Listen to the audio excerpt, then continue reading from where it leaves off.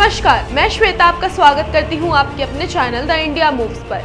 क्या देश अब एक और ऐतिहासिक बदलाव की ओर बढ़ रहा है? क्या मोदी सरकार अपने तीसरे कार्यकाल में भी वही पुराना दमखम और फैसलों की रफ्तार बरकरार रखे हुए है? ये सवाल इसलिए उठ रहे हैं क्योंकि मोदी सरकार के तीसरे कार्यकाल को अभी एक साल भी पूरा नहीं हुआ है और इस बीच कई ऐसे अहम फैसले लिए जा चुके हैं जो ये संकेत देते हैं कि मोदी सरकार का रुख अब और भी अधिक निर्णायक हो चला है। 2024 के लोकसभा चुनाव में बीजेपी को 240 सीटें मिली थी और उसे पूर्ण रूप से बहुमत नहीं मिल पाई थी, जिस कारण विपक्ष ने दावा किया था कि इस बार मोदी सरकार पहले की तरह मजबूत नहीं रहेगी, फैसले लेने में झिझक होगी और गठबंधन भी ज्यादा दिन तक टिक नहीं पाएगा। लेकिन इन तमाम दावों के बीच बीजेपी ने एक वीडियो जारी कर ये बताने की कोशिश की है कि सरकार अपने एजेंडे पर पहले की तरह स्पष्ट और तेज है। मोदी सरकार 3.0 की उपलब्धियों को गिनते हुए इस वीडियो में विपक्ष पर निशाना साधा गया है और दिखाया गया है कि कैसे सरकार एक के बाद एक मजबूत कदम उठा रही है।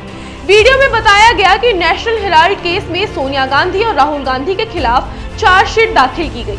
मेहुल चोकसी को बेल्जियम में पकड़ा गया और 26/11 के मास्टरमाइंड तहव्वुर राणा को भारत को सौंपा गया। इसके अलावा रॉबर्ट वाड्रा से ईडी की पूछताछ, संसद में वक्फ संशोधन बिल का पास होना और दिल्ली, महाराष्ट्र व हरियाणा में विधानसभा चुनावों में जीत जैसी उपलब्धियों को भी इस कार्यकाल की बड़ी कामयाबियों के रूप में बताया गया।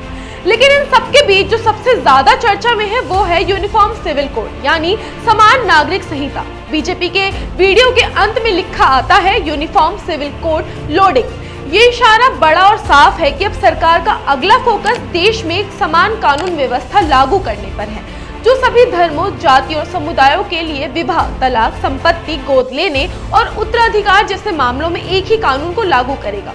ये मुद्दा बीजेपी के लंबे समय से प्रमुख चुनावी वादों में शामिल रहा है और अब लग रहा है कि राम मंदिर, धारा 370, 3 तलाक और वक्फ कानून संशोधन जैसे बड़े और विवादास्पद मुद्दों को सुलझाने के बाद अब सरकार यूसीसी की तरफ कदम बढ़ाने जा रही है।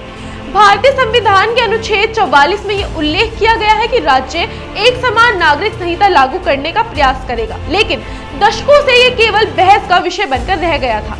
अब जब मोदी सरकार ने अपने तीसरे कार्यकाल में भी तेजी और स्पष्ट फैसलों की गति दिखाई है, तो इस बात की पूरी संभावना है कि यूसीसी को लागू करने की दिशा में गंभीर प्रयास शुरू हो चुके हैं। इस पूरे घटनाक्रम से ये साफ होता है कि विपक्ष के दावे एक बार फिर कमजोर साबित हो रहे हैं। गठबंधन सरकार होते हुए भी मोदी सरकार के फैसलों की धार में कोई कमी नहीं दिख रही है।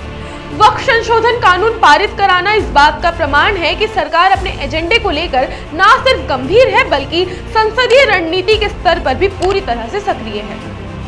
वीडियो के माध्यम से बीजेपी ने यह संकेत देने की कोशिश की है कि यात्रा अभी शुरू हुई है, यानी आने वाले दिनों में और भी बड़े और साहसिक फैसले देखने को मिल सकते हैं। जनता की निगाहें अब यूसीसी पर टिकी हैं और सवाल यही है कि क्या अब देश को मिलेगा एक ऐसा कानून जो सबके लिए समान हो?